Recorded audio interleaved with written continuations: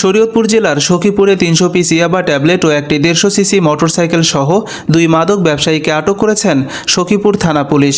আটককৃতদের ২০ March বৃহস্পতিবার দুপুরে শরীয়তপুর কোর্টে চালান করা হয়। জানা যায় ১৯ মার্চ বুধবার বিকালে সখীপুর বাজারের পাশে অবস্থিত সখীপুর ইসলামিয়া উচ্চ বিদ্যালয় গেটের সামনে থেকে সখীপুর থানার ওসি ওবায়দুল হক ও তার সঙ্গীয় ফোর্সের সহায়তায় তাদের আটক করা হয়। গ্রেফতারকৃতরা হলেন নড়িয়া উপজেলার থিরোপাড়া এলাকার সামাদ সর্দারের ছেলে জসিম পাইক, একই উপজেলার কলারগাঁও গ্রামের সেকান্দার পাইকের ছেলে রোমান পাইক। গ্রেফতারের পর পুলিশ হেফাজতে তাদের কাছ থেকে ৩০০ পিস ইয়াবা সহ একটি ১৫০ সিসি মোটরসাইকেল উদ্ধার করা হয়।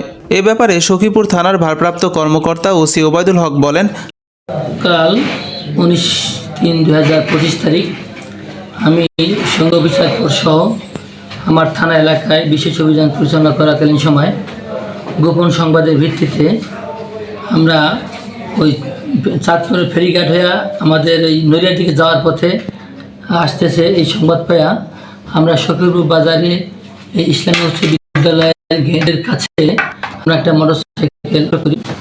সেই মোটরসাইকেলের দুজন আরোহী ছিল, চালক আর একজন। দুজন চেক করার পরে তাদের কাছ থেকে আমরা ৩০০ পিস ইয়াবা ট্যাবলেট পাই এবং একজন নাম হচ্ছে জসিম পাইক, একটা হচ্ছে রোমান পাইক। জসিম পাইক একজন মাদক বিক্রেতা, নড়িয়া তার বাড়ি, দুজনের বাড়ি নড়িয়া। হ্যাঁ, তার বিরুদ্ধে মাদক মামলা আছে এবং তারা আসলে একজন মাদক ব্যবসায়ী, মাদক কারবারি। তারা ওই বিভিন্ন চিটাগাং থেকে বিভিন্নভাবে কৌশলে তারা ওই মাদক মানিয়ে নেওয়া এই সখীপুর এবং নড়িয়া এই দুই থানা এলাকায় বিভিন্ন জায়গায় কৌশলে তারা বিক্রি করে।